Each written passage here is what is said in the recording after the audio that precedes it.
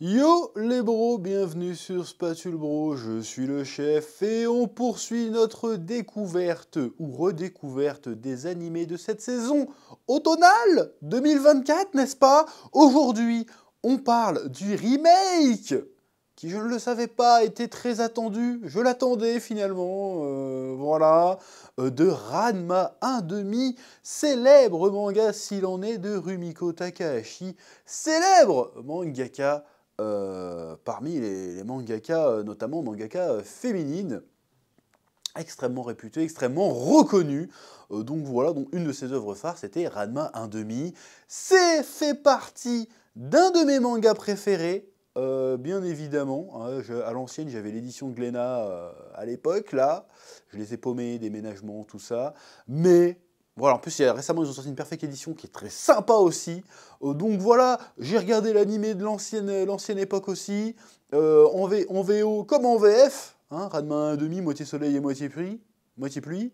Quand même, Bernard, l'époque, Club Dorothée, on était là ou pas? Donc bref, donc très très curieux de voir cette nouvelle version Netflix, je crois, si je dis pas de bêtises, animée et produite par MAPPA, si je dis pas de conneries. Ou peut-être que je dis des conneries, mais je crois que c'est MAPPA, je suis pas sûr. Il me semble que c'est MAPPA. Bref, donc cette nouvelle mouture, j'étais très curieux de voir ce que ça allait donner. Donc j'ai regardé ça ce week-end quand c'est sorti.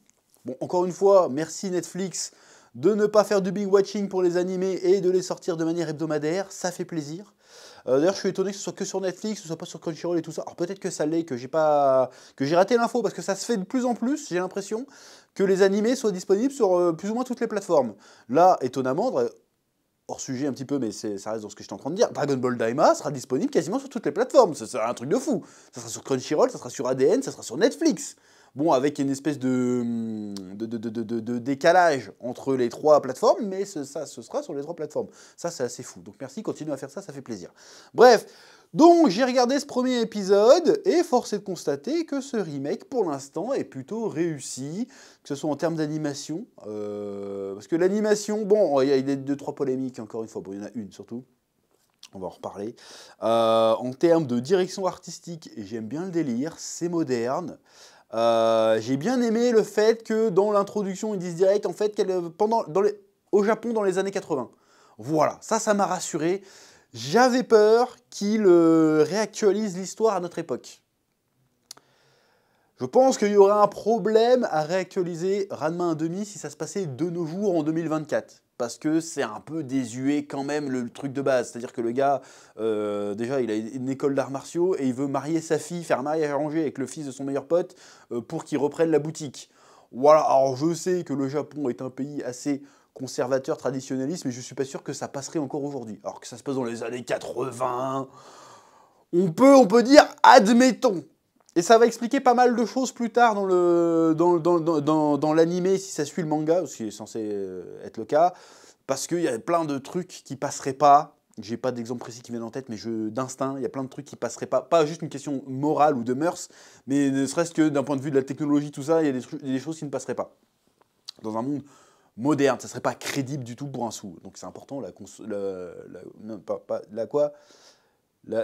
suspension consentie d'incrédulité. C'est-à-dire qu'il faut être, tu peux être un peu farfelu, mais pas trop, pour pas que ton histoire devienne débile. Voilà, bref.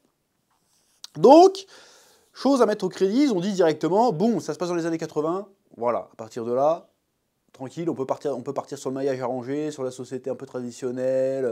Voilà, d'ailleurs, c'est un peu le sujet de Ranma 1/2, hein, parce que tu as Ranma et Akane qui essayent justement d'aller contre ces normes-là et qui essayent un peu de s'émanciper vis-à-vis de la tradition de leurs parents, de l'héritage et tout ça, qui essaient un peu de créer leur propre truc. Donc ça c'est intéressant. Bon, on a gardé la thématique d'Akane qui est un peu... Bon, il n'y a pas le côté... Pour l'instant, on n'insiste pas sur le côté garçon manqué. Mais ça vient surtout de la version de la VF en fait, le côté garçon manqué. Parce qu'il a traité tout le temps de garçon manqué. Là, on n'est plus dans ce délire-là. Dans le manga, c'est pas trop accentué ce délire-là. Donc j'ai bien aimé le redesign. Est sympa, c'est joli.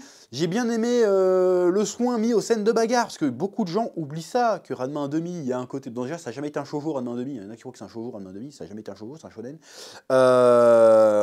Ok, Ranma 1/2, c'est le côté humoristique, il y a le côté un peu ecchi, il y a le côté romantique, évidemment, mais il y a aussi une grosse composante baston dans Ranma 1/2, et ça, on a tendance à l'oublier. Et je suis très content de voir que dans cette nouvelle monture, ils ont pris le soin de quand même mettre le paquet sur les combats. Le combat de Ranma-Fi contre le panda était méga stylé sa mère. Voilà, même le début de leur entraînement en Chine était méga stylé sa mère. Même l'échange de coups entre Ranma et Akane, quand ils s'entraînent vite fait, c'était stylé sa mère. Donc, on va avoir de l'humour, on va avoir du fanservice, bon même si on va y revenir, on va avoir un peu de fanservice, on va avoir de la comédie romantique, mais aussi on va avoir très probablement de l'épique. Et ça, je kiffe. Voilà, donc je suis assez en confiance. Maintenant, il y a quand même une chose, mais là on va dire que je pinaille. Je pinaille, je suis désolé, je vais pinailler. Le chara-design est très joli, mais je trouve qu'il s'éloigne quand même pas mal du chara-design du trait de Rumiko Takahashi, et je trouve ça un peu dommage. Je trouve ça un petit peu dommage, parce que du coup, j'ai quand même un sentiment de « Ah, c'est trop moderne !» C'est trop moderne, parce que Ranma 1/2, ce qui fait le charme de Ranma 1/2, c'est la même chose qui fait le charme d'un truc comme Yu Yu Hakusho ou d'un truc comme City Hunter. C'est que c'est ancré dans une époque. C'est ancré dans une époque. Et quand je mate du City Hunter, il faut que j'ai cette vibe années 80. Quand je regarde du Ranma 1/2, il faut que j'ai cette vibe années 80 aussi, tu vois. Et là, ça se passe dans les années 80. Mais ça fait trop moderne et j'ai presque du mal à reconnaître les personnages. Alors, je les reconnais, je suis pas un Golemon.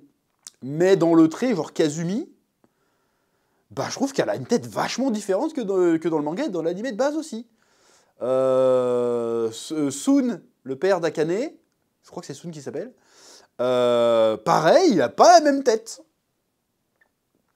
Et ça m'a un peu dérangé. Je fais, ah, c'est un peu trop moderne.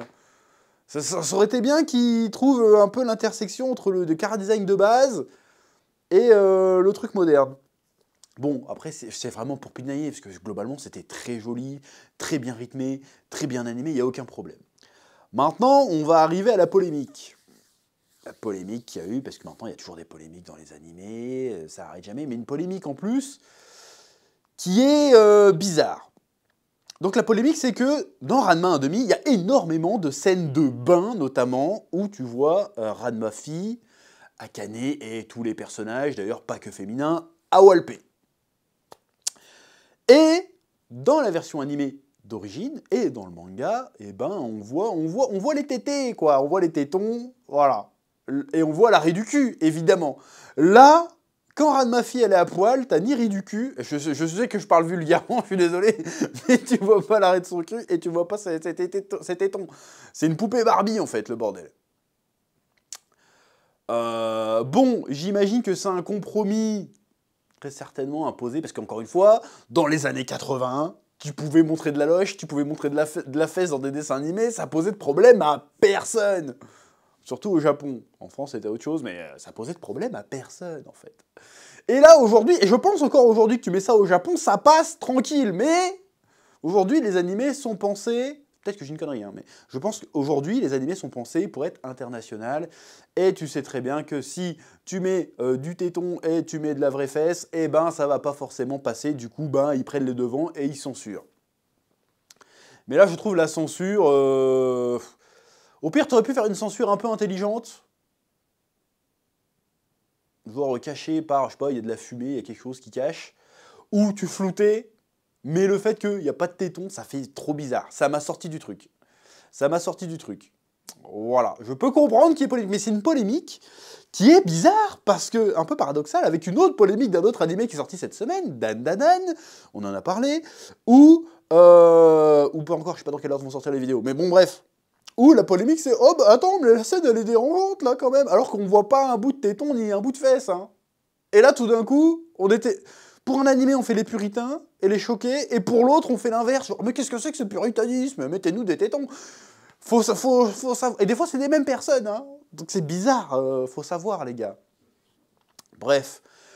En tout cas, ça m'a un peu sorti du truc. Alors, je suis pas en train de te dire que je regarde Ranma 1/2 pour avoir des tétons. C'est bon, j'ai passé l'âge. Mais ça m'a sorti un peu du truc, cette censure un peu bizarre. Je trouve qu'il y avait peut-être des moyens un peu plus subtils de le faire que de faire comme ça. Voilà, surtout que si tu enlèves la composante etchiesque, fan service de Ranma 1,5, bon, je vais pas dire que c'est 50% du truc, mais c'est quand même un élément important. Je veux dire, il y a quand même un bon, j'exagère, mais il y a un bon 3/4 des intrigues ou des péripéties qui tournent autour de quelqu'un qui se retrouve à poil dans l'histoire quand même. J'exagère, évidemment, mais ça tourne quand même pas mal autour de ce truc-là. Donc si c'est pour pas faire ça, fais pas Ranma 1,5 en fait. Tu vois ce que je veux dire? Bref. Mais sinon, globalement, je suis très hypé par cette nouvelle monture et j'espère que la génération Netflix va découvrir ça et va kiffer. Voilà, parce que franchement, Ranma 1,5, c'est un très bon manga à la base. Donc découvrez ça et puis vous m'en direz des nouvelles. Maintenant, moi je promets pas que j'en parlerai chaque semaine. Hein, mais je pense que je vais en parler un petit peu quand même. Voilà. Je vous laisse le soin de me dire ce que vous en avez pensé dans les commentaires comme d'habitude.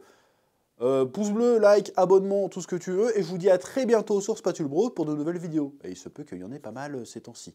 Voilà. Oui.